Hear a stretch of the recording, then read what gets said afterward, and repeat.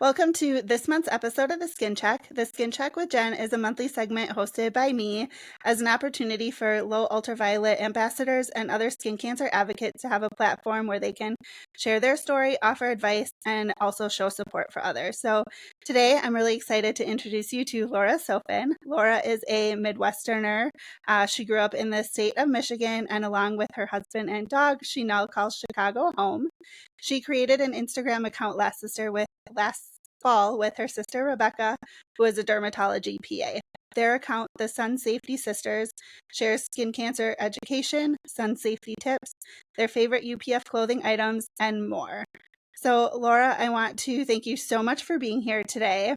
And I want to start out by, I always really want to emphasize that we are all more than our cancer story. So in your own words, can you tell us a little bit more about you before we start talking about your melanoma diagnosis and history? Sure, Jenn. Before I get started with my story, I just want to say thank you so much for having me on the podcast. I've been listening to this podcast for the past couple of months, and your segment has been really helpful with getting to connect with other people in the melanoma community, yourself and other people that you've had in this podcast. So I just want to say thank you for having me and just everything that you do for the melanoma community. It means a lot. So thank you. So you had a nice intro. Like you said, I live in Chicago with my husband and our dog Aspen, who is a pit bull. And I am a speech language pathologist. I work at an inpatient hospital, inpatient rehab hospital in the city. So I work a lot with patients who've had strokes, brain injuries, spinal cord injuries. And in my free time, I like to teach and practice yoga. And I also like to take my dog Aspen for walks around the city and explore new areas. Yeah, watching your Instagram stories makes me miss Chicago so much. So, like you said, this podcast, not only for other people listening, is it a great way to connect, but I have really loved just getting to know people a little bit better, but then just really being able to share their stories so other people can make those connections and find people with similar experiences as they've had. It's super helpful in just kind of healing and not feeling like you're going through all of it alone. Yeah, I agree. So then in January of 2022, you noticed some changes to an existing mole that you had, and then that led you to make an appointment with your current dermatologist. Tell us a little bit more about that appointment and how did you know that something wasn't right, and then what happened after that appointment? So I've been going to a dermatologist ever since high school. So, um, over 15 years now, I've been going annually just because I have a family history of melanoma. My grandma had it. And, that definitely got me in tune with my moles. And earlier in 2021, I had a dermatology appointment with a new derm in Chicago. It wasn't a good appointment. It wasn't thorough given my family history. And so I kind of just left that appointment with a pit in my stomach and kind of realized that I needed to be my own advocate at that point. And that's when I really started to do those monthly self exams just to make sure, if anything is changing, to go see a dermatologist earlier than that annual appointment. And so in early of January 2022, I did notice this mole underneath my right breast starting to change. And really, to the average person, it probably wouldn't have raised a red flag. But because I was so in tune to my moles, it did cause some concern. It was, the size of an eraser on a pencil, and the center just started to get a little bit darker. And so I thought, whatever, I'll go at my 9-month mark, get it checked out, everything will be fine. And so I actually had just moved to Milwaukee with my husband at that time. So I went to a new dermatologist and she took a look at it and she was like, yeah, I think we should take it off. So they did a biopsy. And then within a week later, she called, and I'll never forget that phone call. And Jen, I'm sure you can relate to this, and anyone who's had that phone call from their dermatologist. But hearing the word melanoma on the phone was definitely life-changing. I was driving home from work, and it was like one of those moments where I'm hearing what someone's saying, but I'm not processing it at all. And the rest of the drive home too, it was just like I couldn't tell you what happened. I was just so Mm-hmm. concerned and anxious about what was to come.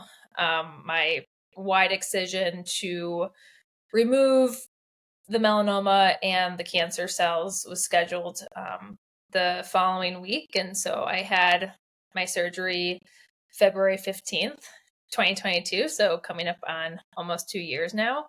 And yeah, anyone who's had a wide excision, it was just, you're numbed up in that area, but it's such a weird sensation to just like feel it and laying there, what's going on, they're cutting into you, they're stitching you up. And so it's just like an uncomfortable feeling. And my team in Milwaukee is really great. The dermatologist and the assistant there, and they really saw me as a person and not a patient, and that really helped me get through not only that surgery, that initial diagnosis and surgery, but really all my appointments ever since then. Like I said, I'm getting to my 2-year mark this month, and I'm still going back to Milwaukee to see my dermatologist there.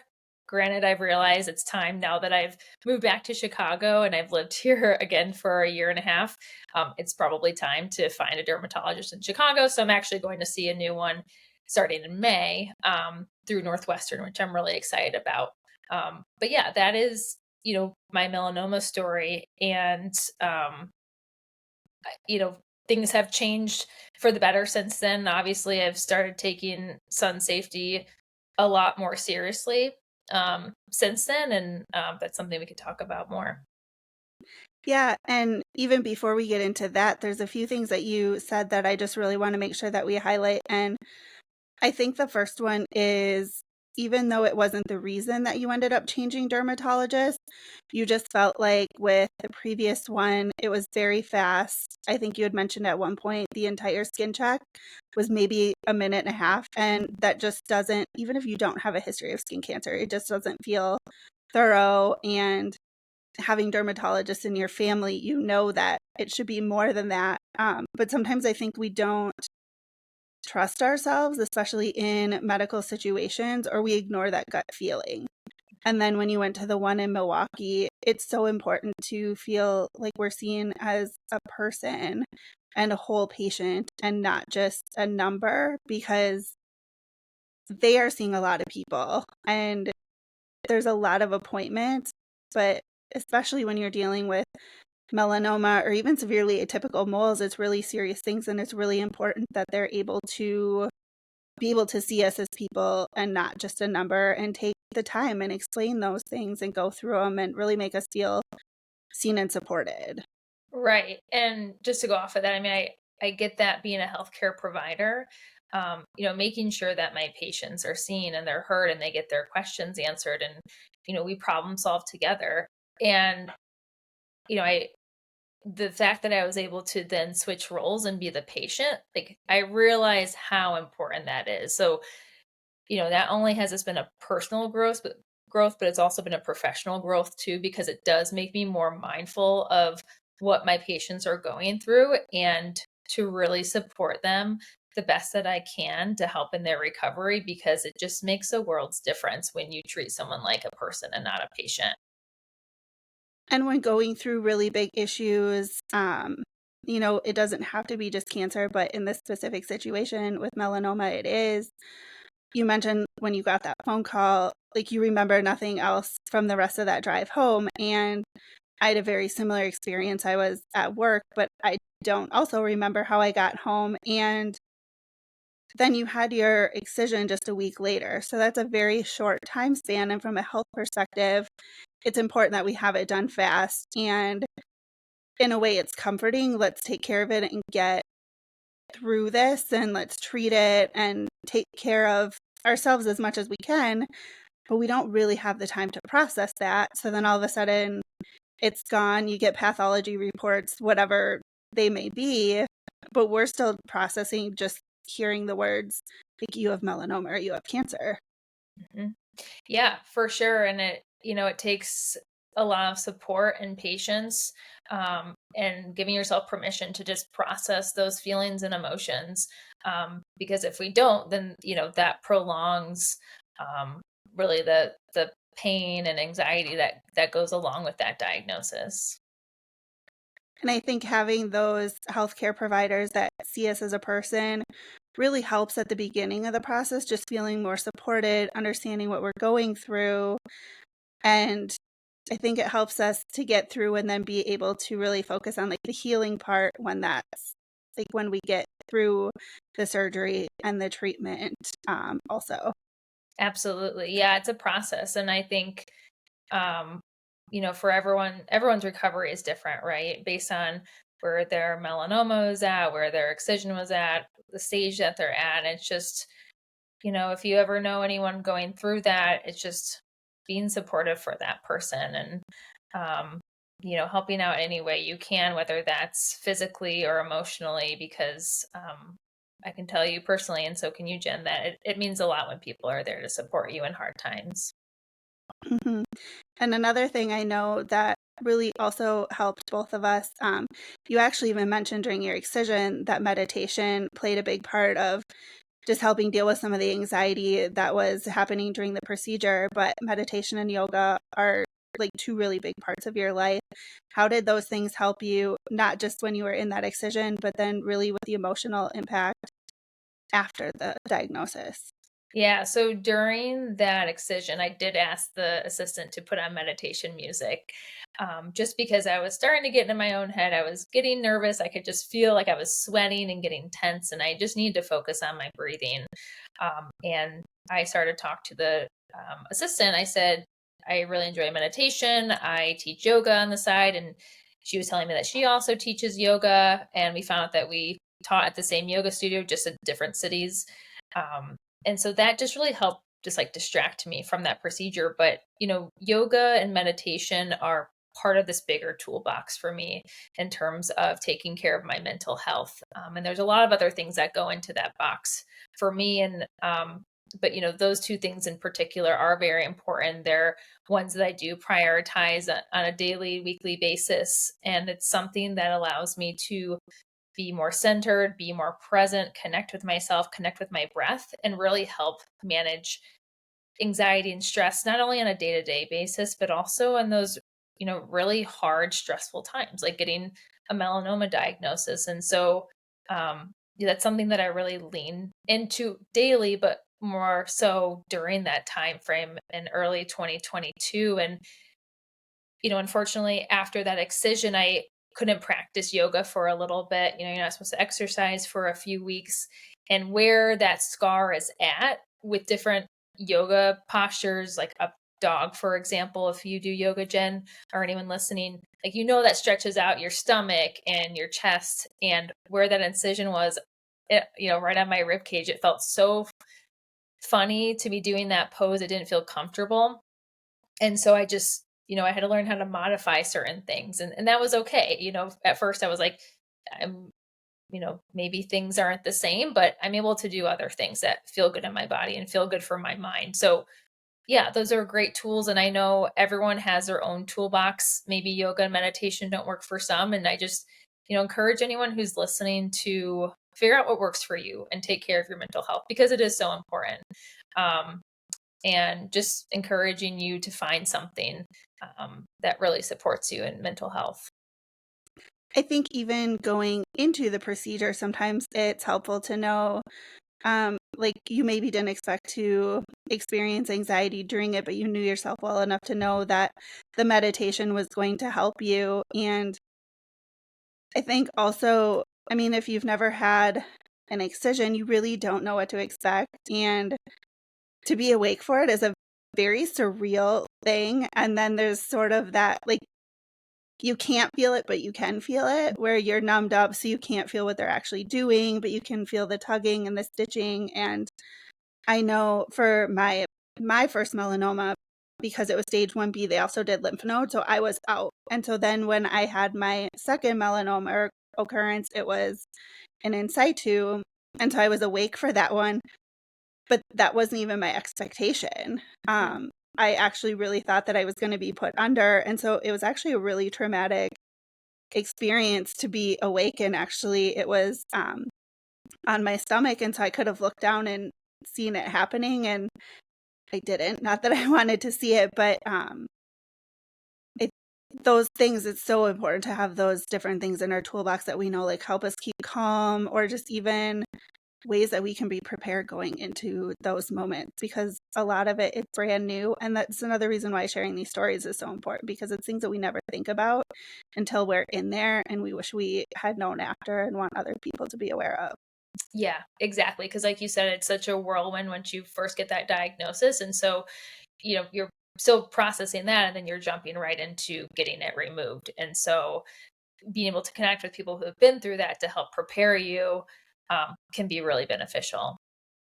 Mhm.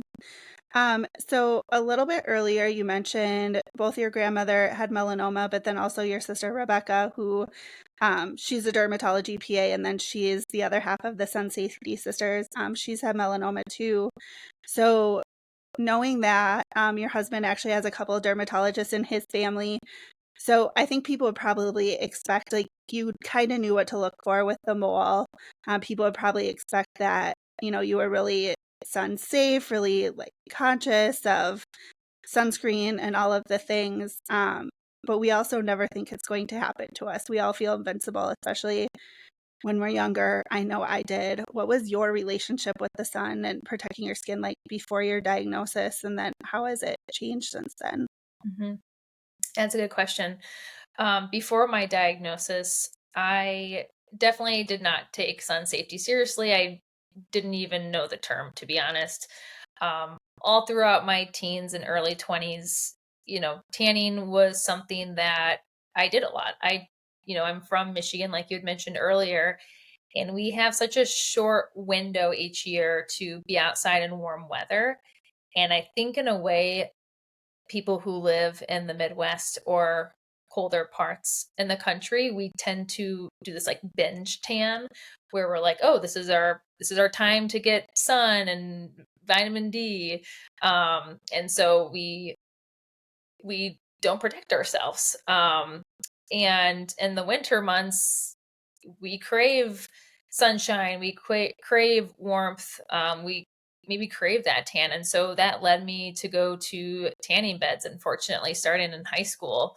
And at a very young age, my mom had to sign a waiver for me because I was a minor at the time. And, that obviously should have raised red flags. But like you said, when you're younger, you just don't think about those things. And I knew my grandma had melanoma. And, it's interesting because, like I said earlier, I started to see a dermatologist annually um, when I was in high school, and it's so ironic because I'm like, oh, I saw a dermatologist, like I did do that step at least, but it was kind of like going to the appointments, and it was like, great, everything's good. I'm gonna go back to my tanning again. It was kind of like this check off for the year. Nothing's wrong. I would have occasional biopsies just because they're like, oh, this looks a little funky, but nothing ever came back abnormal.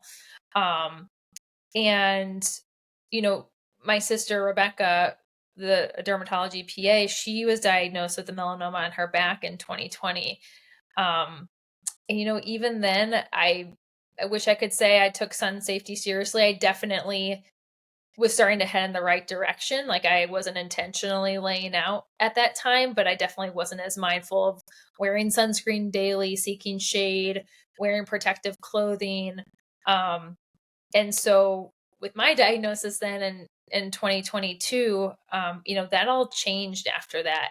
And really for the better. And I'm really grateful that I have those supportive people in my life, my sister, and then, as you mentioned, the three dermatologists on my husband's side, having this network of derms to go to when I have questions, want to bounce ideas off of, having that support system is huge. And I understand not everyone has um, that privilege or that access. And I understand that, but it is, for me, I do really appreciate it, and I don't take it for granted. Because it does really help me cope with this diagnosis for sure. But that first summer, Jen, and I'm sure you can relate to some extent, was really hard for me. Um, that excision happened in February of 2022, and then that May we went as a family to Hawaii, and that was the first time I was like out in the sun again, and I was very anxious. I didn't know how to have a healthy relationship with the sun, because in the past it was like, the sun is out, I have my bathing suit on, I'm going to lay by the pool, I'm going to lay out on my back porch. Um, and so it was a time that brought on a lot of stress and anxiety. And that was really hard for me to explain that to people that didn't understand where I was coming from and didn't understand my diagnosis.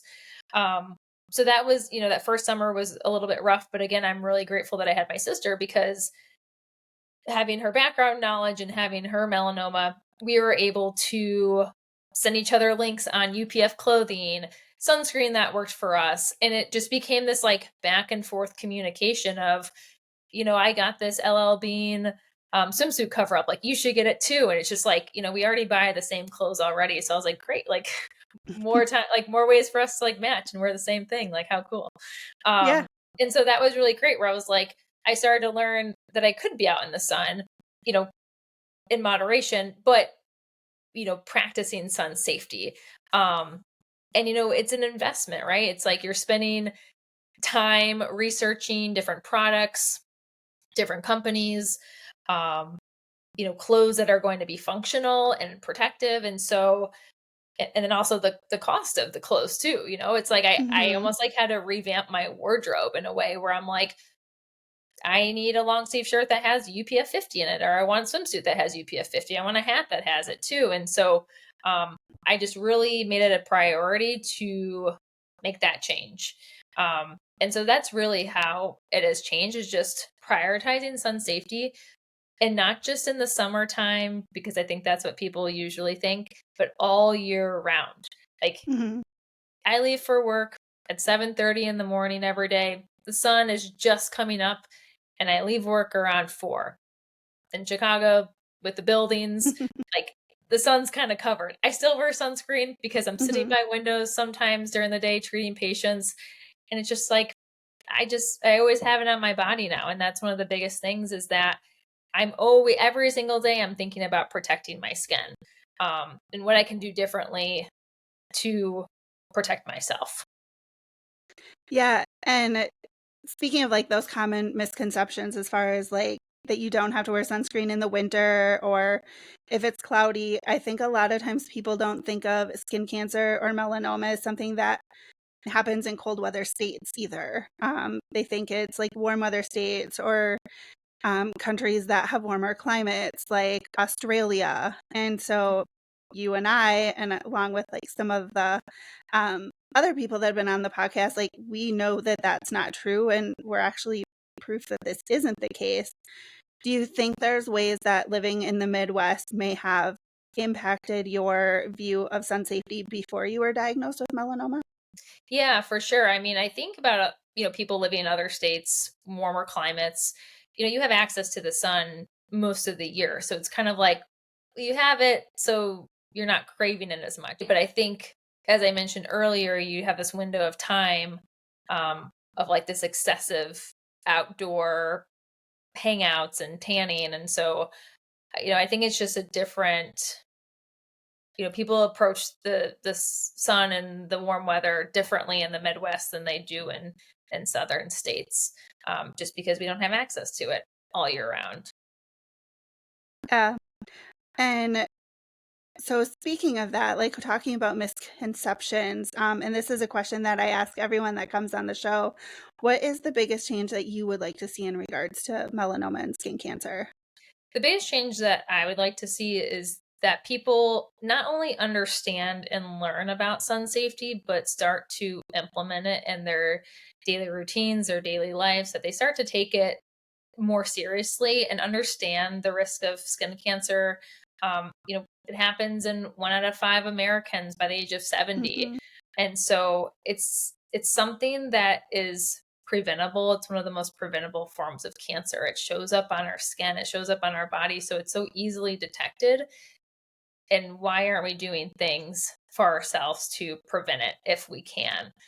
Granted, I know in some cases you can't, but a large majority of cases you can prevent skin cancer.